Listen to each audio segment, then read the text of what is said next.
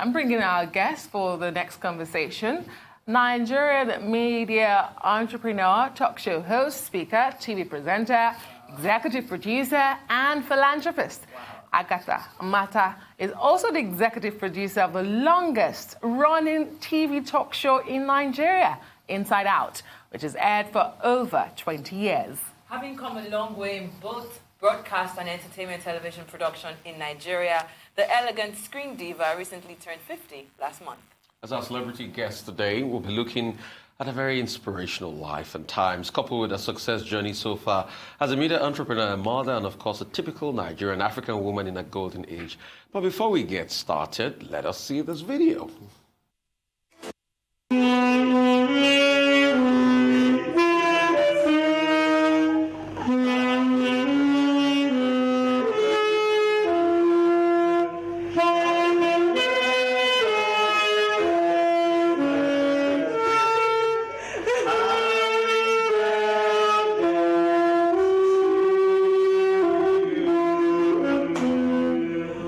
Am I dreaming? Like, am I dreaming? Are you guys dreaming? Yeah. Very good. This is real. It's real, Abby? Yeah. It's not like a play. This is real.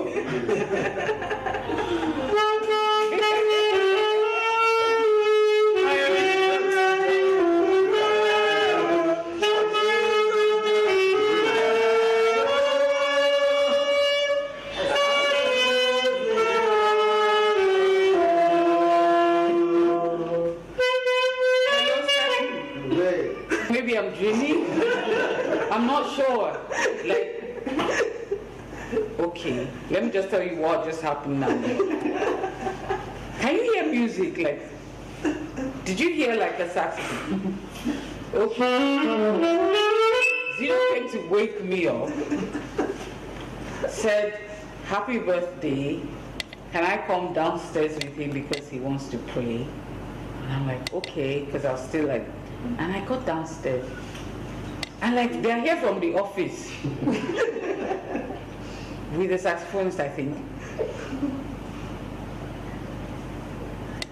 I have to put it on speaker so that, please ask them whether they are real.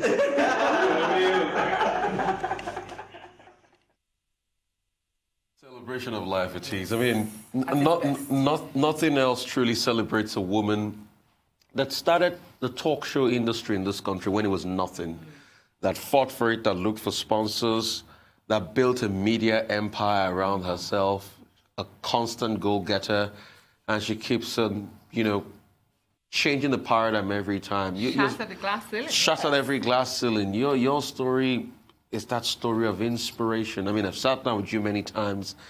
How did all of this come about? First of all, thank you. That was a surprise. I didn't expect to see that video. Surprise, surprise. That was a shock. I think I've just been very blessed and very fortunate in my life.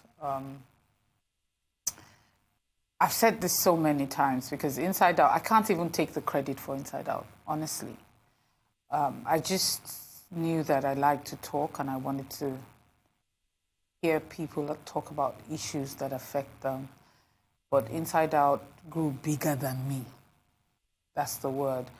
The more I did what I did, the more I found out that there was more to do. And it grew tentacles outside me. You deal with issues, people get solutions, more people come. You start to learn things you didn't even know existed. And at the time, there was no social media, so we became like the voice for the people. There was no phone, there was no Instagram, Twitter, there was nothing like that. So when people had a problem and they needed to vent, they would send an email and would call them in for a meeting.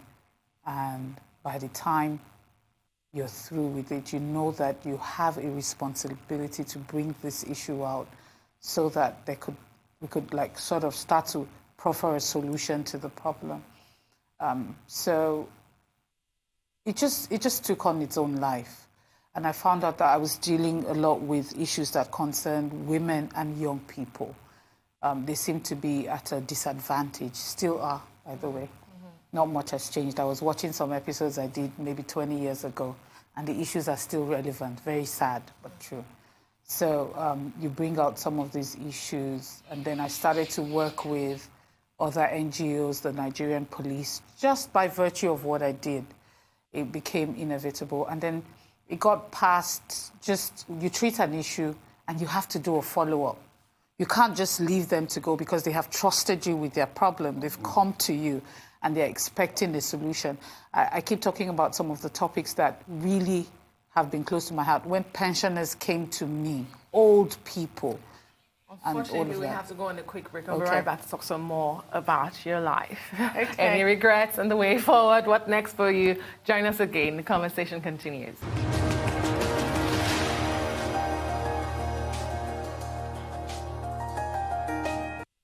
Welcome back to the Morning Show here on the Rise News, and we're still talking to Agatha Amata.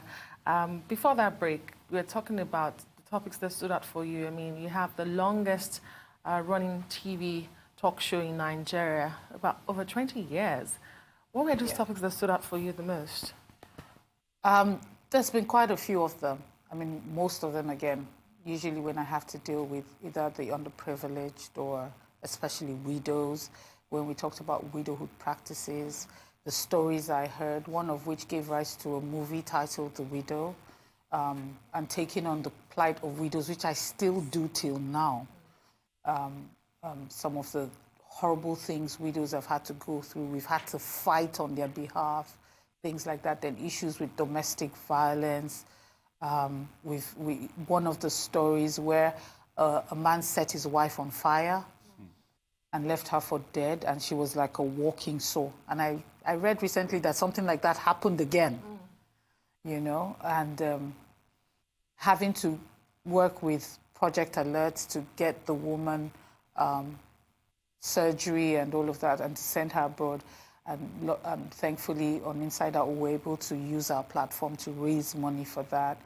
What we've done with pensioners, with children off the streets. There's so many. I mean, there's some issues when you treat them, they just change your perception of life and how you see things. So how does it make you feel that, you know, you mentioned earlier that these things are still happening? How does that make you feel? It's sad. You know, you do all that work hoping to bring some kind of awareness and bring about some kind of a change. And like I was saying to you earlier, I was watching some of the old episodes and I realized I could play them again and they'll still be relevant. So it's almost like we haven't really moved forward. We're still dealing with the same issues. A few days ago on social media, I was reading about Transcorp Hilton and the fact that if you go there as an unaccompanied female, I mean, that's ridiculous. I employ men. I have over 100 staff, so I'll go there and I'll need a man. I might as well just call my driver to come and sit with me just so they'll be happy. I mean, it doesn't make any sense. You know, in those 20 years, you did touch on some controversial topics. If I am correct, you know, even looking at sexual violence and, you know, violence against women, you were one of the pioneers of those conversations. What were the challenges that you faced at the time? Okay, so that was a time when a lot of people, first of all, they believe that marriage issues should be kept secret. You do not wash your dirty linen in public. You are not allowed to. So even if you're dying somewhere, you shut up and hope for the best. So it was a bit difficult getting people to talk. Sometimes you take on a woman's case. You're halfway through. She tells you, I'm not doing it again. It was really difficult at the time, and then you get threats. People telling you don't mind your business. That's why you know if it stay for husband house. Because your own don't scatter, you won't scatter another person. You hear all sorts of things. You know, people just point fingers at you. But if you know why you're doing what you're doing, I guess you just go on. And like I said, at the time, it wasn't very popular. So you get one or two people who would, Josephine of Project Alert also faced the same thing with her NGO, which turned 20 this year as well. And I worked with a couple of them at the time, plus Lagos State government that has always been very proactive when it comes to issues like that. So yeah, you deal with certain issues. Sometimes you go against government as well when you speak, and then you start to get the phone calls, or you get an NTA say to you, we can't show that episode. They said we should shut it down. But luckily, you are showing on like 20-something other stations. So if NTA doesn't show it, the others will show it. And after that goes on air, somebody is asking you, who paid you to talk against us? Meanwhile, you're just saying what happened. It's not like I'm not a politician. So at that time, what they call hate speech now is almost the same, but we were the ones that they would probably have accused them of doing hate speech. How did you deal with threats on your life? How did you deal with that? Because that's not easy to deal with. The point is, are you telling the truth? Are you doing it with a clear conscience? Are you being malicious? Do you have an ulterior motive? Once you answer those questions, then nothing else matters. When you decided to take a bow as the host of that show in 2017, what was the thinking behind it, and how easy was the process for you to let go of this passion? And I also want to know, 50 years on, you're 50 now, a mother, entrepreneur, media mogul, I dare say. Any regrets? No. Never. Okay, which one should I answer first? First of all, it was easy. When I found myself repeating a lot of the issues, like I said, and talking to a newer generation, I'll tell you what informed my decision to step aside. And I was talking to a generation that I couldn't connect with. The language was different. The kind of things that they thought were no big deal. Like I'm dealing with a topic, and they're saying things, and I'm like, jaw drops. Can you give us an example of one of those things? I'm curious to know. I'm trying to figure out one thing that I've heard about. I basically just knew it's time to step aside. I'm not connecting because I didn't even have okay, so yes, there's a favorite saying. Enitoba more way, no more way. Do you know what that means? It means it has become the norm that if you can find your way to circumvent something, it's okay.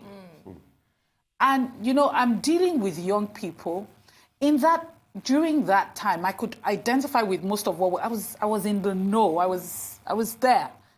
And then I'm talking to this generation where there's a social media age. Nothing is off limits. It's like no holds barred. All those things I knew growing up to be wrong were now normal. And I said to myself, so every recording, I'm in shock. Like I'm talking to a group of young people and I can't relate with what they're saying. And for them, it's no biggie. It's normal.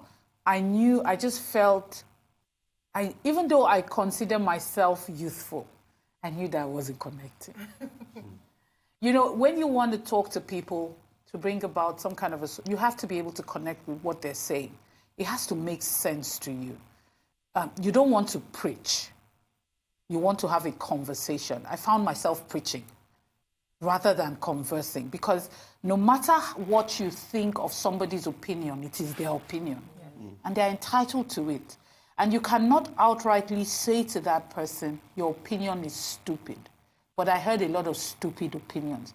And I've not been taught to say that opinion is okay. I say it's stupid. So what happens is, what I've learned is when you want to talk to a generation, in order to make them see, that's what I know communicating is, you can't just tell them you are stupid. You have to say, this is why, and go in a roundabout way to let them see and say by themselves, oh, this was a stupid opinion. Rather than you saying it, you have to prove it. And there were just conversations I couldn't have. So I just knew, Yeah, I understand that. However, I feel that no matter what where this generation has gone through, we still need that voice of reason. We still need people like you that have seen and heard things that are still happening 20 years on to continue in that light. Before we have a few minutes to go, Adeso had asked you, now that you're 50, what's next? But I also want to find out if by some chance, Inside Out will make a comeback. It's something that I'm really passionate about, and I would love to see come back. You know, connecting to this generation is still very important, whether they want to hear it or not. I don't know. Let me not say never. I'm just thinking, what is new? Do I still have that passion like I had? What is new? Cross-dressing. Okay, so cross-dressing. The idea is I have to accept that everybody is different. Oh, yeah. Before it was a taboo to even talk about being homosexual. Yeah. Now you have to accept it. Yes. And deal with it. So the idea is, am I ready to get into that space? Because the truth of the matter is, if I do, I have to learn how to communicate with everybody at their level, irrespective of how I feel, if I'm going to be able to make any sense. It's very, I love what I do. That's the truth. But at 50, am I ready to start that all over again? I don't know. So what next as we wrap up? We'll take it and we'll see. I mean, I have a TV channel now, Rave TV. The radio? I have a radio station in Asaba. I'm doing a couple of productions. I'm just taking a backseat. Got movies too out, yeah. Yes, and you've got a cinema too. Yeah. So I'm just taking each day as it comes. Never say never. Who knows? Who knows? I might just see something that will push me. There are a lot of things I read that I'm like, I need to talk about this. So maybe something will push me. So may I say thank you for coming and happy 25th once again. Sorry, 50th. No, she just turned 25. She just second turned 25, time. yeah, Yes. second time. Yeah, Okay, well, that works. Yeah.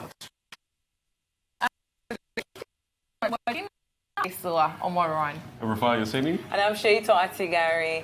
You can also follow us on social media handles showing now on your screen. From our entire team here in Lagos, enjoy the rest of your morning and, of course, the rest of your weekend. Goodbye.